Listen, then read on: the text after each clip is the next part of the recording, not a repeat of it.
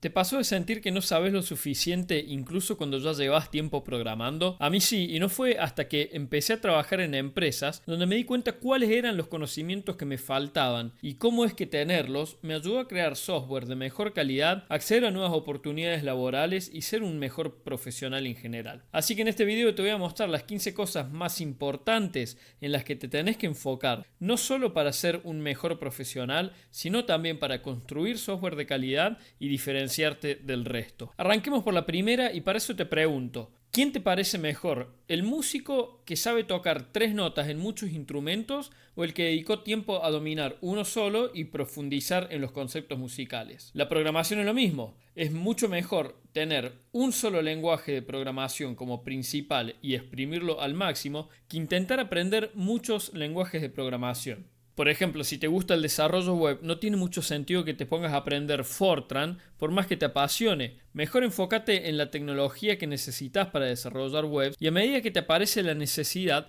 vas complementando tu conocimiento con nuevas tecnologías. En una de mis primeras entrevistas de trabajo me preguntaron cómo hacía para gestionar los cambios en mi código. Y yo, creyendo que la tenía muy clara, le respondí que cada vez que hacía un cambio lo anotaba en un bloc de notas y guardaba el código en un archivo comprimido con la fecha, hora y la versión del código. Y mi entrevistador me dijo, está muy bien, pero podés usar algo que se llama control de versionado. Y al poco tiempo confirmé lo importante de saberlo. No solo para tener un control mayor sobre los cambios del código y estar preparado para volver atrás si algo funciona mal, sino también para trabajar en equipo y no pisar el trabajo de otro. Obviamente que no pasé la entrevista, pero sí me llevé un aprendizaje nuevo. Imagina que estás haciendo un programa de gestión de stock para un supermercado y que cada vez que el usuario abre el programa tiene que volver a cargar todos los datos y los precios. Sería mucho más útil si el usuario los carga una sola vez y los tiene disponible cada vez que abre el programa.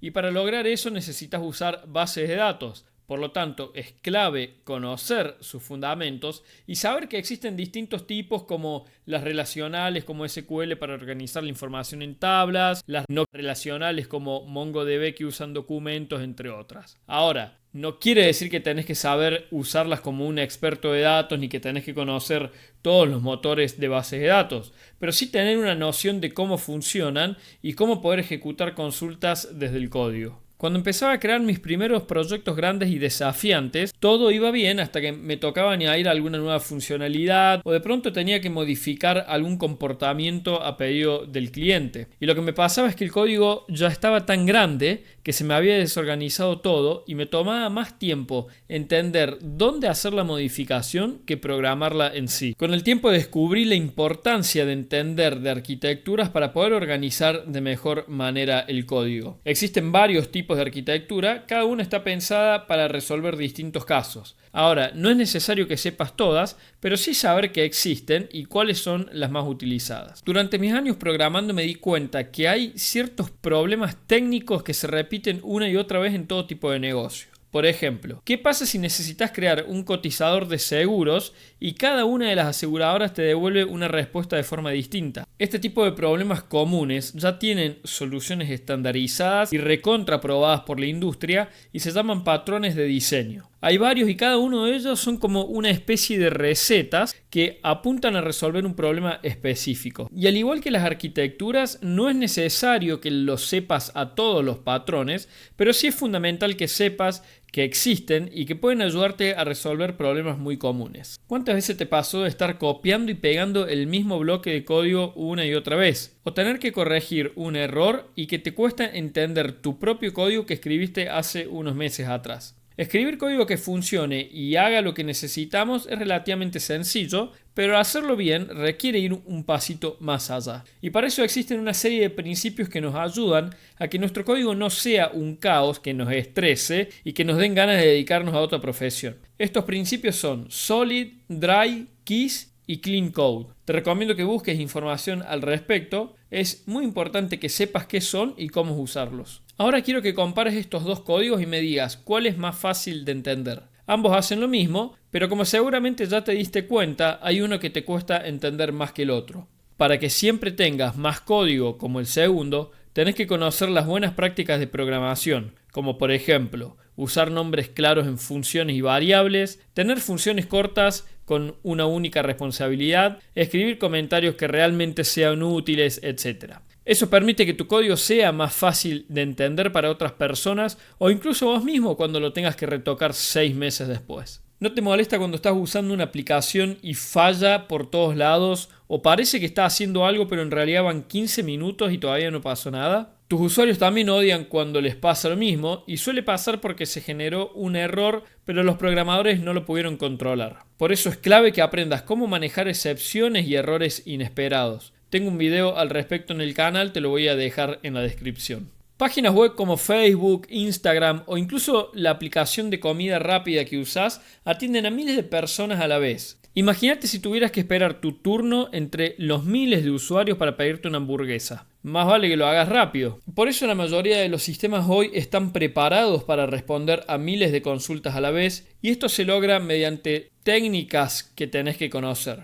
concurrencia, asincronismo y multiprocesamiento. Muy similar al punto anterior, imagínate si cada vez que querés pedir comida tenés que llevar documentación de tu banco, tarjetas y resúmenes de cuenta al local que te vende comida. Sería un delirio. Por suerte, la aplicación de pedidos se puede comunicar con otros sistemas, como en este caso el bancario, para hacerte la vida más fácil y validar los métodos de pago que usaste y aceptar el pago. Muchas de estas comunicaciones se hacen mediante lo que se conoce como APIs, por lo tanto es clave que sepas qué es una API, cómo crearlas, cómo consumirlas y también buenas prácticas y fundamentos de seguridad. Todo lo que vimos hasta ahora es súper útil desde el punto de vista técnico, pero si no sabes desenvolverte en un entorno profesional y de colaboración con equipos, solo te va a servir cuando estés programando en tu casa. Y esto que te voy a mostrar es lo que realmente separa a un programador profesional del resto. En alguna ocasión te va a tocar liberar una versión del código. Podés armar un paquete a mano, copiarlo, conectarte al servidor y pegarlo, pero la mayoría de las veces el proceso es mucho más complejo que eso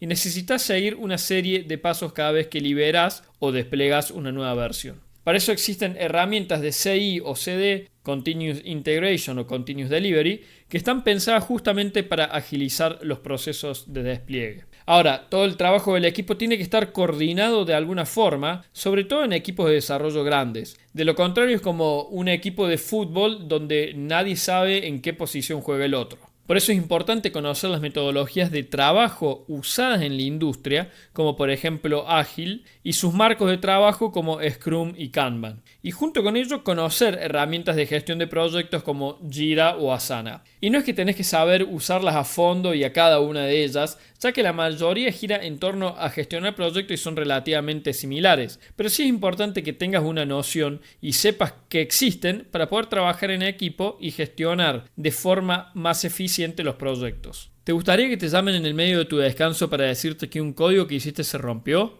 Peor, darte cuenta que alguna funcionalidad que hiciste para un proyecto personal se rompió y te está dando problemas, no sé, con clientes. A mí tampoco, y para reducir la cantidad de errores es fundamental que como programador sepas escribir pruebas. Es otra de las cosas que separa al amateur del profesional. Tenés que saber escribir test unitarios y por qué existen. ¿Cuál es la diferencia entre test unitarios, de integración o end-to-end? Y entender qué es mocking y cómo aislar dependencias. Y si crees que el software va a funcionar siempre de forma perfecta, estás soñando. La mayoría de las veces funciona bien, pero muchas otras veces falla de forma que nadie se lo espera. Por eso es importantísimo que sepas encontrar problemas o lo que se conoce como depurar. Y eso incluye saber usar depuradores, saber leer logs o usar herramientas de depuración y por sobre todas las cosas, saber leer y entender los mensajes de error. Y te lo digo porque te sorprendería la cantidad de programadores que me han dicho